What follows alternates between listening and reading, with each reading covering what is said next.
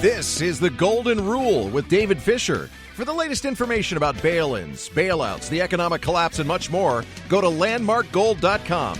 Now, here's David. Well, welcome to the Golden Rule. This is David Fischer, and this is podcast number 49. I'm the CEO of Landmark Capital. Debt. There's the old belief it will take you down the road farther than you wanted to and hold you captive longer than you wanted to be held. Only buy what you can afford is what those principles I was taught by my dad as I grew up on a farm. But the world doesn't live that way, and our debt system is spiraling out of control. I'm wondering if central bankers are potentially trying to crash it, actually. You have never heard me talk this way. If you've been listening to my podcast, I never said that in 24 years. But this is true insanity at its best. Let's go back in history, 2007. Some people refer to the year of 2007, commonly referred as the debt bubble. So if that was a bubble, the debt at that time, the global debt was $149 trillion.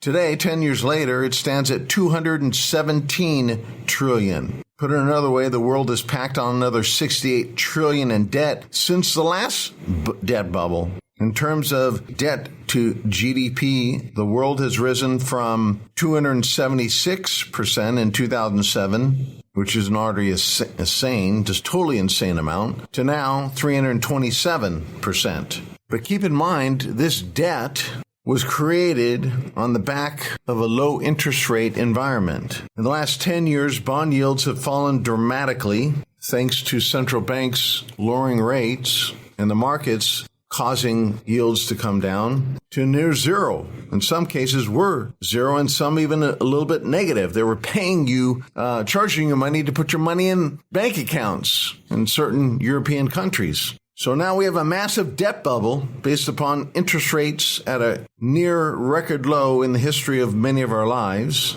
But get ready. We're being told that the cost of money is headed higher. The Fed is raising rates, and the cost of money is going up. This will make this debt bubble, that could be the pin that will cause this thing to pop. This time, it might be the worst we've ever experienced. I go on national radio every week, around 800 stations, or 3 million people listen to me. And for the last 7, almost 8 weeks now, there has not been a week where at least one or up to 3 or 4 people or groups come out and say the numbers are out of whack, or there's a crash coming, or we are going to have a worse calamity than 2008. In those categories. Well, this week is not much different. But, when we look at this, many have ignored the warning signs in 2008. The experts that warned a major crisis was brewing in 2007 were crucified by many people, labeled radical. The opponents of these ideas said there is no way we will have any type of this meltdown happen. They said, just go to good quality stocks. You'll be safe. The fact is, those stocks went much lower than the index of the Dow.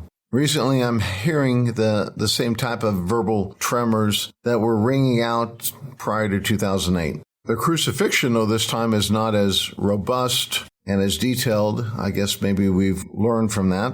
But the same naysayers then are now somewhat still in disbelief. They're describing the current market as poised for a huge uptick. Some are going as far as describing we have a very healthy economic environment and the U.S. has fully recovered. Insanity is what I say, hogwash. Yet at the same time, legendary investors like Jim Rogers say just the opposite. Jim Rogers, 74 years old, the guy that wears the funny bow ties. Now you know who I'm talking about.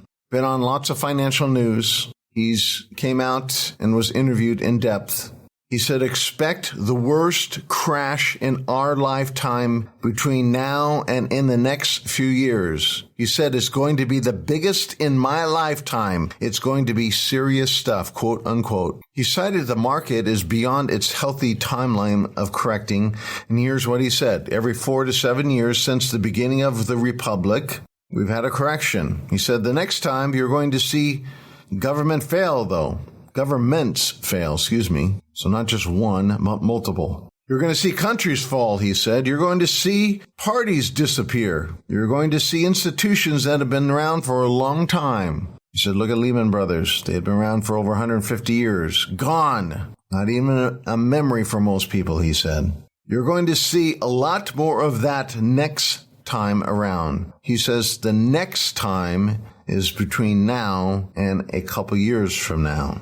He says next time, whether it's museums or hospitals or universities or financial firms, they will disappear. The biggest crash in his lifetime.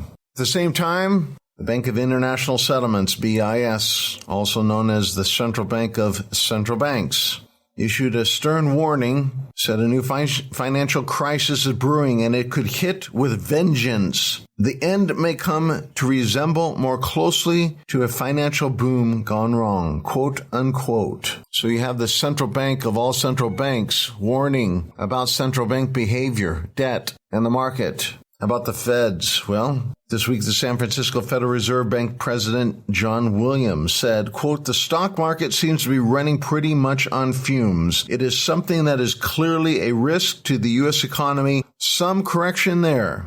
As a result, multiple banks analysts are coming out, including this week being Citi, JP Morgan, Bank of America, Goldman Sachs. They are now all urging their clients to go to cash. And on Sunday, a prominent hedge fund, Eric Peters. Eric Peters is a person who runs a hedge fund, and he's the CIO of One River Asset Management. He's a prominent hedge fund manager. He actually dares to what they call pin the tail on the donkey. He's clearly telling us when the next crash will be. And he is saying it's going to be between now and Valentine's Day of 2018. These are just a few this week added to the conglomerate of many already that have come out the previous weeks that are confirming something is really very wrong. You're always going to have those cheerleaders, though.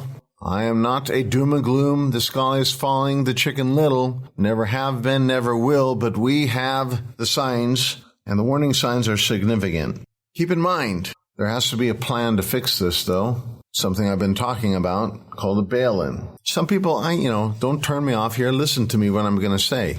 It's happened in 9 countries. In our friend to the north, Canada, last year, actually put in their April 2016 budget a plan to implement a bail-in regime for Canada's systemically important banks. The government put it in their budget in Canada.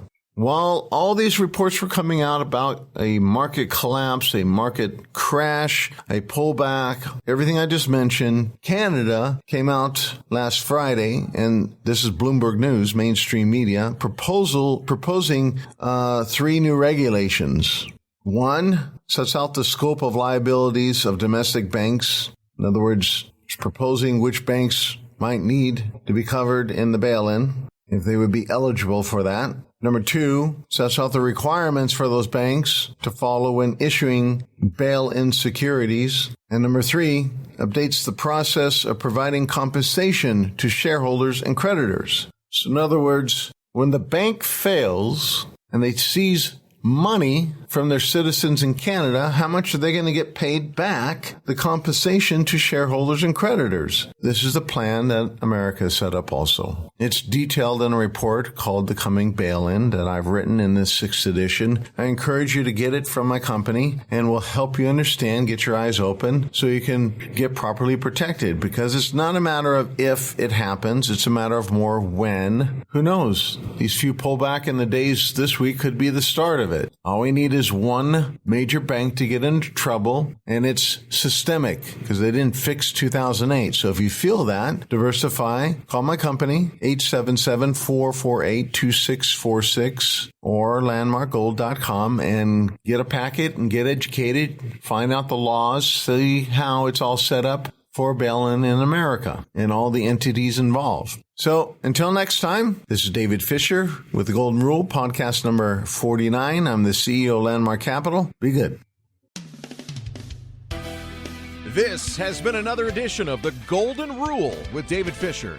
To stay up to date and to find the latest information, go to landmarkgold.com.